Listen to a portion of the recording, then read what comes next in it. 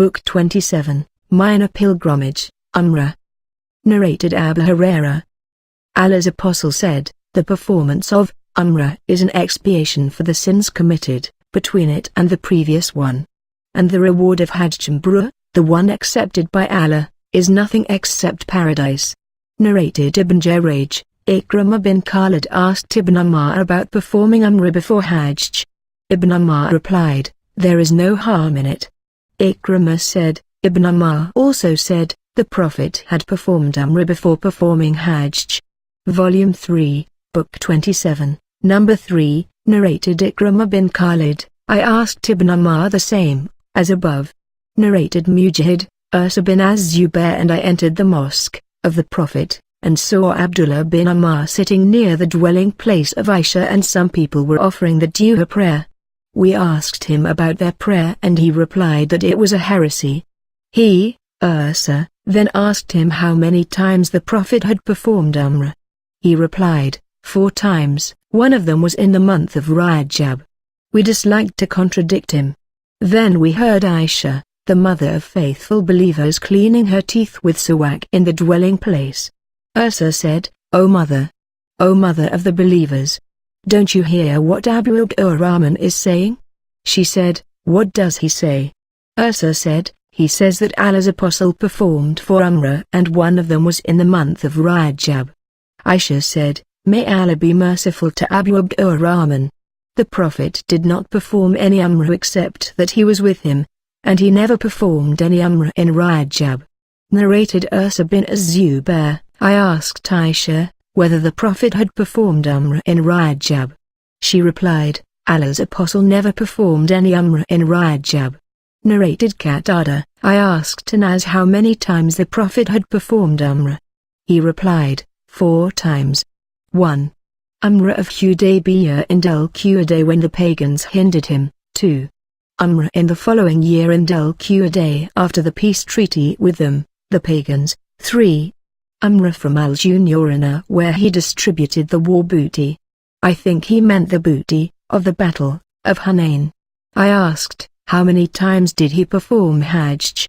He, Anas, replied, once. Narrated Qatada, I asked Anas about the Prophet's Umrah, and he replied, the Prophet performed Umrah when the pagans made him return, and Umrah of Al-Hudaybiyah the next year, and another Umrah in Dhul-Qa'dah, and another Umrah in combination with his Hajj. Narrated Hammam, the Prophet performed 4 Umrah, 3, in Dhul-Qa'dah except the 1 Umrah which he performed with his Hajj, his Umrah from Al-Hudaybiyah, and the one of the following year, and the one from Al-Junurana where he distributed the booty of the battle of Hunain, and another Umrah with his Hajj. Narrated Abu Ishaq, I asked Masruq, Atan Mujahid, about the Umrah of Allah's Apostle. They said, Allah's Apostle had performed Umrah in Dhul-Qa'dah before he performed Hajj. I heard Al-Bara bin Azib saying, Allah's Apostle had performed Umrah in Dhul-Qa'dah twice before he performed Hajj. Narrated Atta, I heard Ibn Abbas saying, Allah's Apostle asked an Ansari woman, Ibn Abbas named her but Atta forgot her name, what prevented you from performing Hajj with us? She replied, we have a camel and the father of so-and-so and his son, that is her husband and her son, rode it and left 1 camel for us to use for irrigation. He said to her, perform Umrah when Ramadan comes, for Umrah in Ramadan is equal to Hajj, in reward, or said something similar. Narrated Aisha, we set out along with Allah's Apostle shortly before the appearance of the new moon, crescent, of the month of Dhul-Hijjah, and he said to us, whoever wants to assume ihram for Hajj may do so, and whoever wants to assume ihram for Umrah may do so. Hadn't I brought the hadi, animal for sacrificing, with me, I would have assumed ihram for Umrah. Aisha added, so some of us assumed ihram for Umrah while the others for Hajj. I was amongst those who assumed ihram for Umrah. The day of Arafat approached and I was still menstruating. I complained to the Prophet about that, and he said, abandon your Umrah, undo and comb your hair, and assume ihram for Hajj. When it was the night of Hasbah, he sent Abu Rahman with me to At-Tanim, and I assumed ihram for Umrah, and performed it, in lieu of my missed Umrah. Narrated Amr bin Oz, Abdulrahman bin Abu Bakr told me that the Prophet had ordered him to let Aisha ride behind him and to make he perform Umrah from At-Tanim. Narrated Jabir bin Abdullah, the Prophet and his companions assumed ihram for Hajj and none except the Prophet and Talha had the Hadi with them. Ali had come from Yemen and he had the Hadi with him. He, Ali, said, I have assumed ihram with an intention like that of Allah's apostle has assumed it. The Prophet ordered his companions to intend the ihram with which they had come for Umrah, to perform the tawaf of the Kaaba, and between Safa and Marwa, to get their hair cut short and then to finish their ihram with the exception of those who had the Hadi with them. They asked, shall we go to Mina and the private organs of some of us are dribbling, if we finish ihram and have sexual relations with our wives?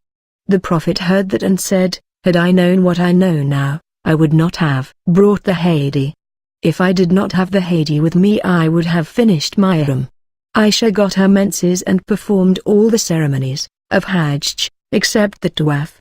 So when she became clean from her menses, and she had performed the tawaf of the Kaaba, she said, O Allah's Apostle, you, people, are returning with both Hajj and Umrah and I am returning only with Hajj. So, he ordered Abdurrahman bin Abu Bakr to go with her to At-Tanim. Thus she performed Umrah after the Hajj in the month of Dhul-Hijjah. Zuraka bin Malik bin Jusham met the Prophet at Al-Aqaba, Jamrat al-Aqaba, while the latter was stoning it and said, O Allah's Apostle, is this permissible only for you? The Prophet replied, no, it is forever, that is it is permissible for all Muslims to perform Umrah before Hajj. Narrated Aisha, we set out with Allah's Apostle shortly before the appearance of the new moon of Dhul-Hijjah and he said, whoever wants to assume ihram for Umrah may do so, and whoever wants to assume ihram for Hajj may do so. Had not I brought the Hadi with me, I would have assumed ihram for Umrah. Some of the people assumed ihram for Umrah while others for Hajj. I was amongst those who had assumed ihram for Umrah. I got my menses before entering Mecca, and was menstruating till the day of Arafat. I complained to Allah's Apostle about it. He said, abandon your Umrah, undo and comb your hair, and assume ihram for Hajj. So, I did that accordingly. When it was the night of Hasba, day of departure from Mina, the Prophet sent Abdurrahman with me to At-Tanim. The sub-narrator adds, he, Abdurrahman, let her ride behind him. And she assumed ihram for Umrah in lieu of the abandoned one. Aisha completed her Hajj and Umrah, and no Hadi, sadaqah, charity, or fasting was obligatory for her. Narrated Al-Aswad, that Aisha said, O Allah's Apostle, the people are returning after performing the two nusuks, that is Hajj and Umrah, but I am returning with one only.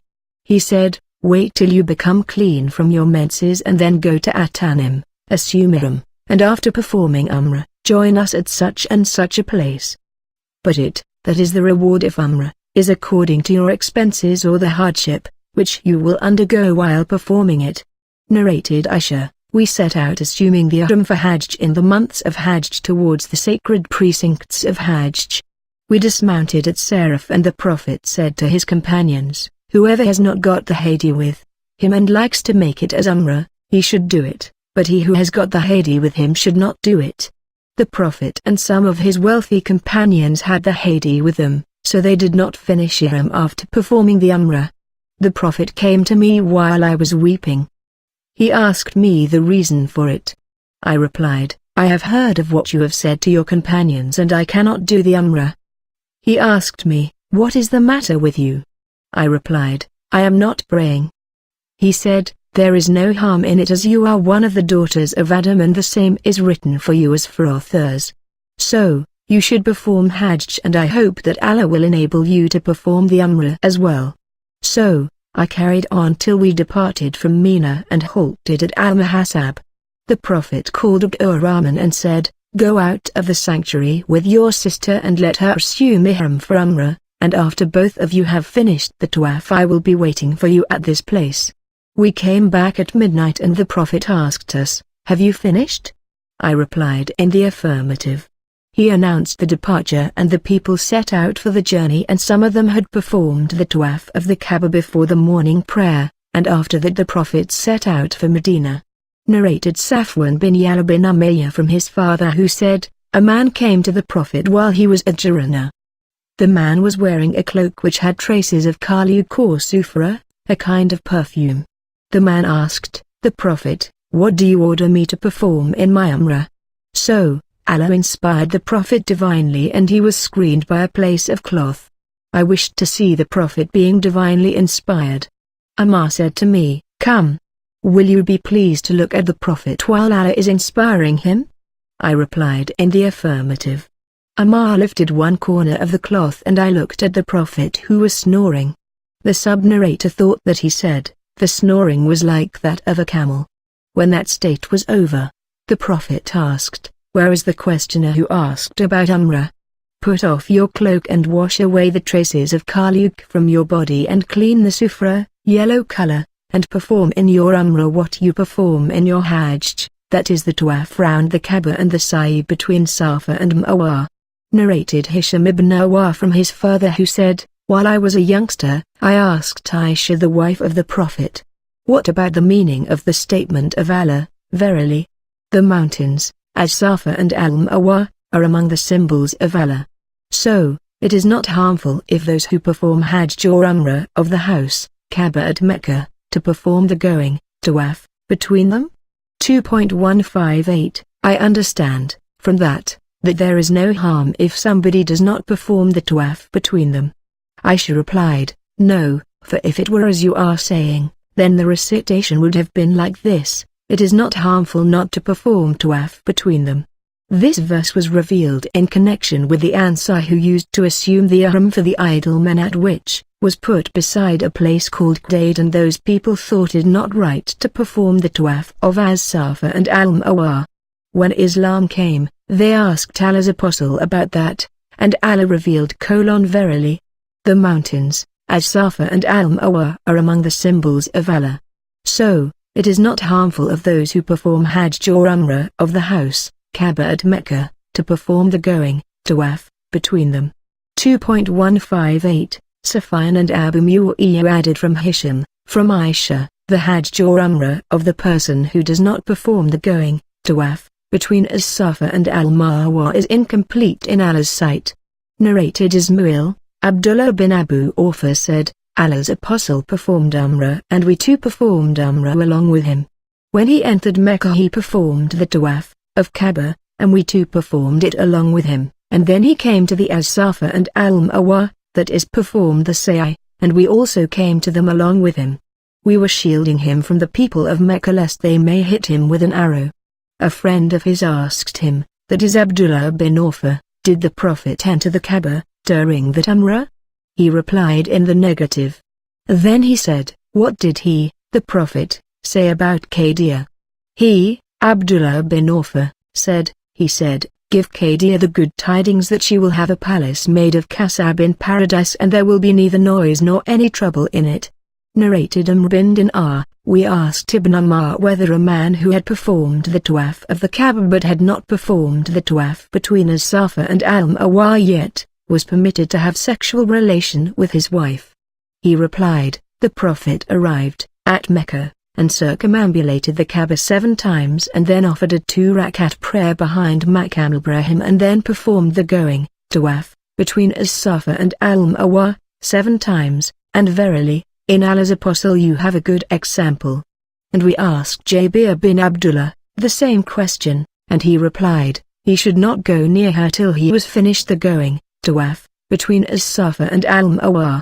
Narrated Abu Musa al-Ash'ari, "I came to the Prophet at Al-Baytha while his camel was kneeling down and he asked me, 'Have you intended to perform the Hajj?'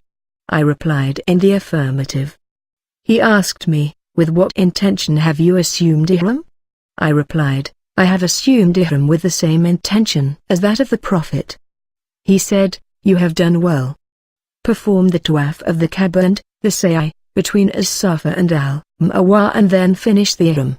So, I performed the Tawaf around the Kaaba and the Sa'i, between As-Safa and Al-Marwa and then went to a woman of the tribe of Qais who cleaned my head from lice.